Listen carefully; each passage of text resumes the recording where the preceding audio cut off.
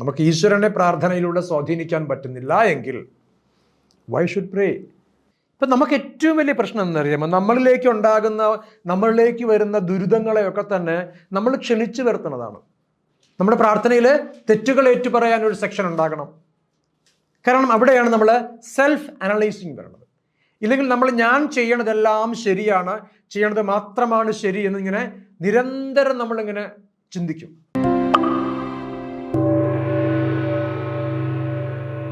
അങ്ങയുടെ പ്രഭാഷണങ്ങളിൽ അങ്ങ് പറയുകയുണ്ടായി, നമ്മുടെ പ്രാർത്ഥനകൾക്ക് ഉത്തരം തരാനിരിക്കുന്ന അല്ലെങ്കിൽ നമ്മുടെ ആവശ്യങ്ങളെ നിറവേറ്റി തരാനിരിക്കുന്ന ഒന്നല്ല ഈശ്വരൻ എന്ന്. അപ്പോൾ അങ്ങ് തന്നെ പറഞ്ഞു, നമ്മുടെ ഓരോ വ്യക്തിയുടെയും കർമ്മത്തിനനുസരിച്ചാണ് ഫലങ്ങൾ നമുക്ക് കിട്ടുക. അപ്പോൾ ശരിക്കും അങ്ങയോട് എനിക്ക് ചോദിക്കാനുള്ളത്, നമ്മുടെ പ്രാർത്ഥനകൾക്ക് എന്ത് ഫലമാണ് നമുക്ക് കിട്ടുക? എങ്ങനെയാണ് നമ്മൾ പ്രാർത്ഥിക്കേണ്ടത്? അപ്പോൾ ഇതൊരു സ്വാഭാവികമായിട്ടും എല്ലാവരുടെയും മനസ്സിൽ വരാൻ സാധ്യതയുള്ളൊരു സംശയമാണ്. കാരണം നമ്മൾ പറഞ്ഞാൽ കേൾക്കാത്ത, അല്ലെങ്കിൽ നമ്മൾ പ്രാർത്ഥിച്ചാൽ കേൾക്കാത്ത ഒരു ഈശ്വരൻ, അദ്ദേഹം എന്തിനു ആരാധിക്കപ്പെടണം എന്നത് തന്നെ ഒരു വിഷയം. അതവിടെ നിൽക്കട്ടെ, അത് വേറൊരു ടോപ്പിക്. അപ്പോൾ പ്രാർത്ഥന എന്ന് പറയണത് ശരിക്കും നമ്മൾ പ്രാർത്ഥിച്ചിട്ട് ഈശ്വരൻ്റെ ബോധത്തിനെ മാറ്റാം, അല്ലെങ്കിൽ ഈശ്വരൻ്റെ മനസ്സിനെ മാറ്റാം എന്ന് വിചാരിച്ചാൽ അത് വിഡ്ഢിത്തരാണ്.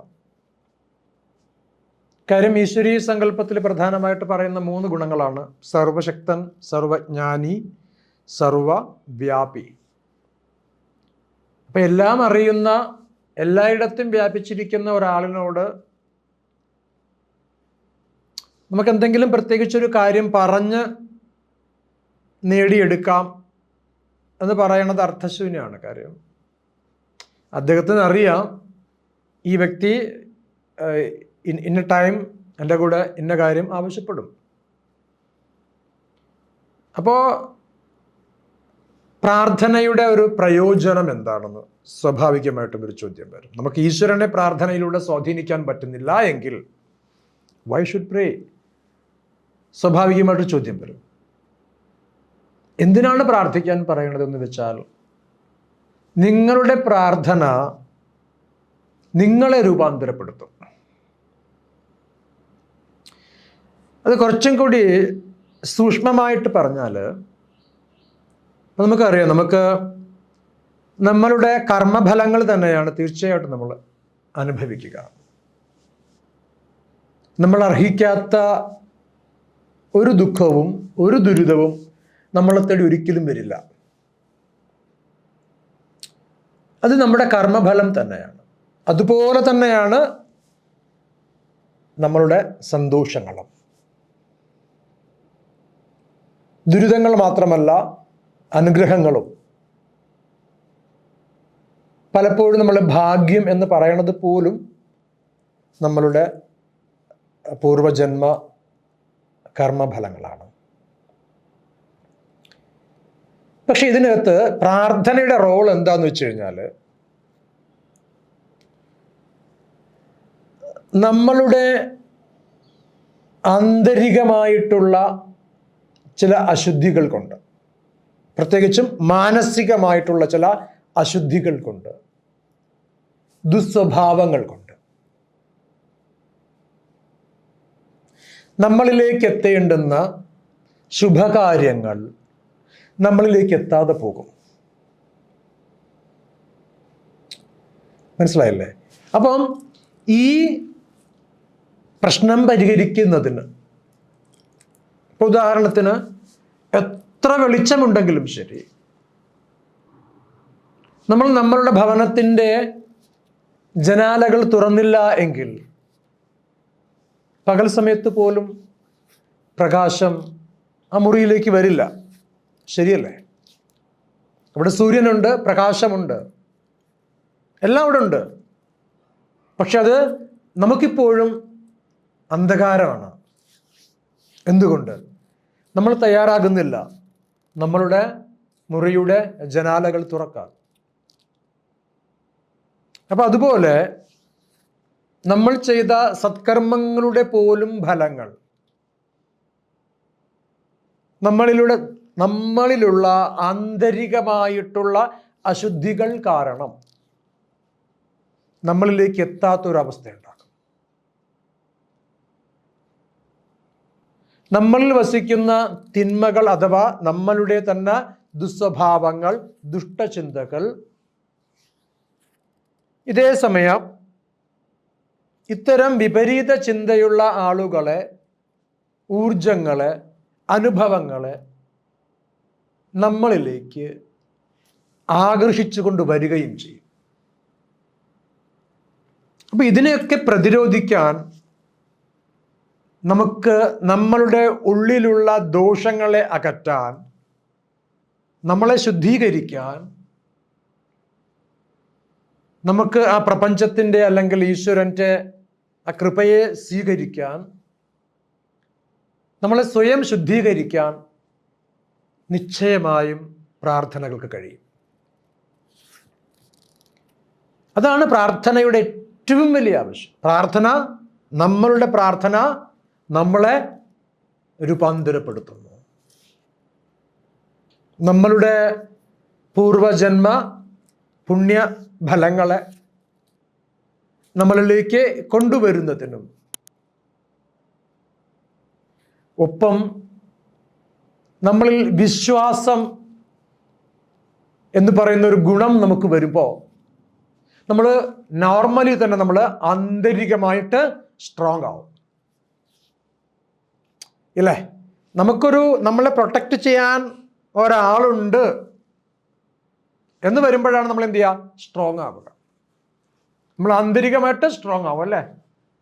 ഒരു സ്ത്രീ ഒറ്റയ്ക്ക് പോകുമ്പോൾ, അല്ലെങ്കിൽ ഒരു കുഞ്ഞ് ഒറ്റയ്ക്ക് പോകുമ്പോൾ അവനോട് ആരെങ്കിലും ദേഷ്യപ്പെട്ടാൽ അവൻ ഭയന്ന് പോകും, അല്ലേ?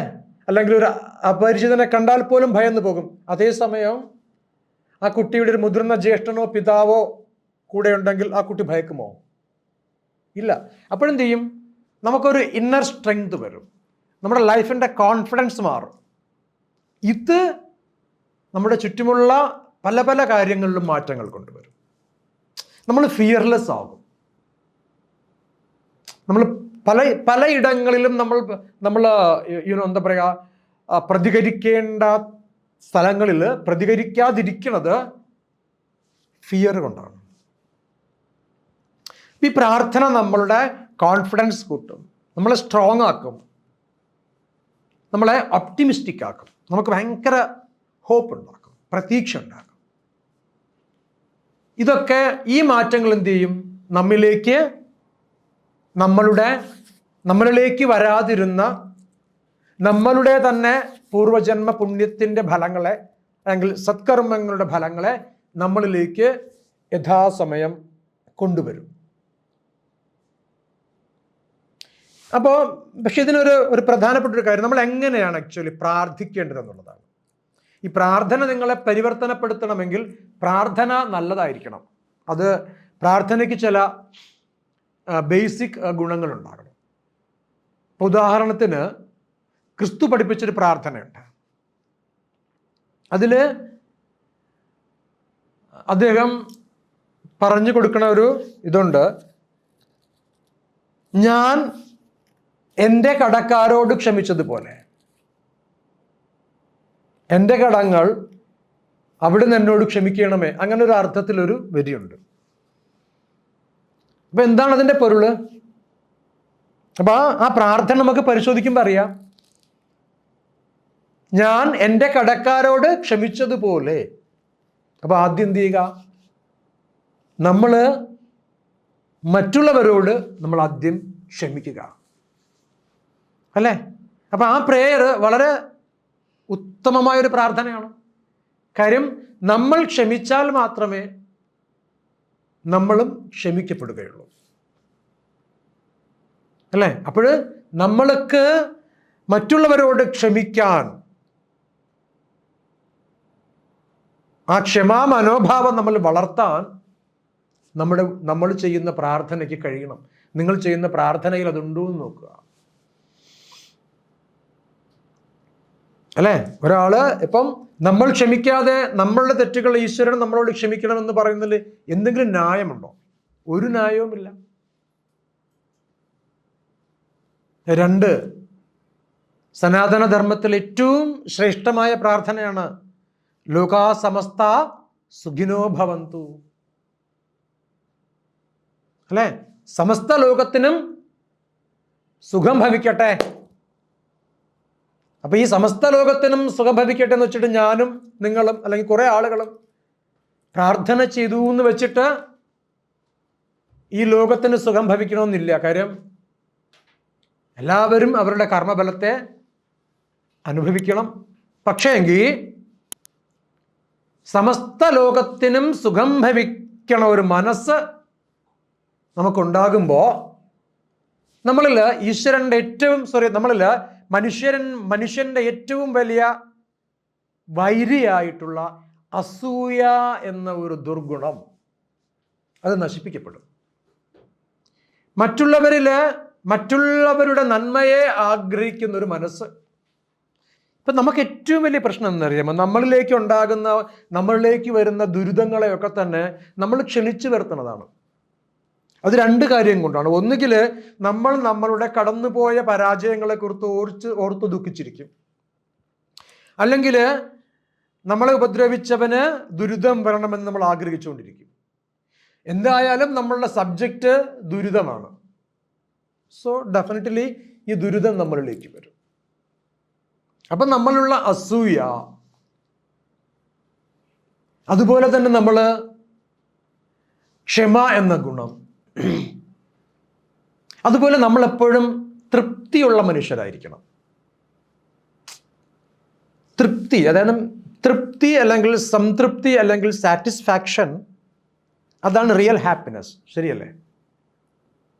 നിങ്ങൾക്ക് തൃപ്തിയില്ല എങ്കിൽ നിങ്ങൾക്ക് ഒരിക്കലും ഹാപ്പിനെസ് ഉണ്ടാകില്ല, അല്ലേ? അപ്പോൾ നിങ്ങൾ ആഗ്രഹിക്കുന്നതെല്ലാം സ്വന്തമാക്കിയിട്ട് ഈ പ്രപഞ്ചത്തിലെ വിശിഷ്ടങ്ങളായിട്ടുള്ള സർവ്വതിനെയും നേടിയിട്ട് നിങ്ങൾക്ക് തൃപ്തി ഉണ്ടാക്കാമെന്ന് വെച്ചാൽ അതൊരു പോസിബിളായൊരു കാര്യമല്ല. ഇപ്പം നമുക്കിപ്പോഴെന്തുണ്ടോ അതിലൊക്കെ നമുക്ക് തൃപ്തിയുള്ളൊരു മനസ്സ്. അപ്പം ഈ തൃപ്തിയുള്ള മനസ്സുണ്ടാകണമെങ്കിൽ നമ്മൾ എന്ത് ചെയ്യണം? താങ്ക്സ് ഗീവിങ് ചെയ്യണം നമ്മൾ, അല്ലേ? നിങ്ങൾക്ക് ഒരു എക്സ്പെക്ടേഷൻ ഇല്ലാണ്ട് നിങ്ങളൊന്ന് ആലോചിച്ച് നോക്കൂ.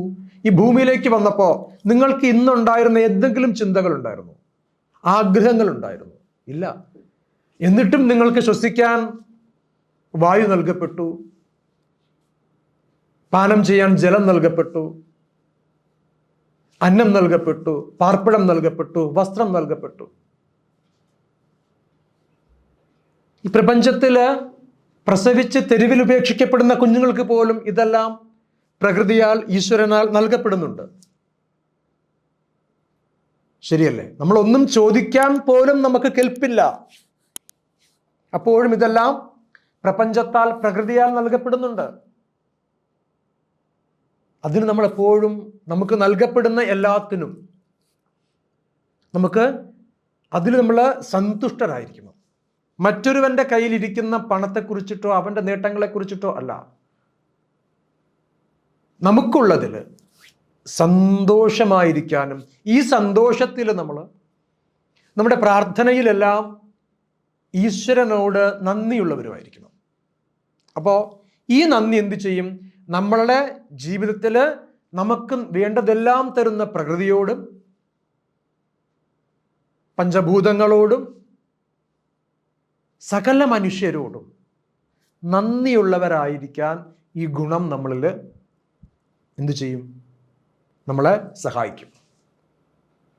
നമ്മൾ ഈശ്വരന് താങ്ക്സ് ഗിവിങ് കൊടുക്കുമ്പോൾ നമ്മളെ എപ്പോഴും നന്ദിയുള്ള മനുഷ്യരായിട്ട്, അല്ലേ? നമുക്ക് അങ്ങനെയാണ്.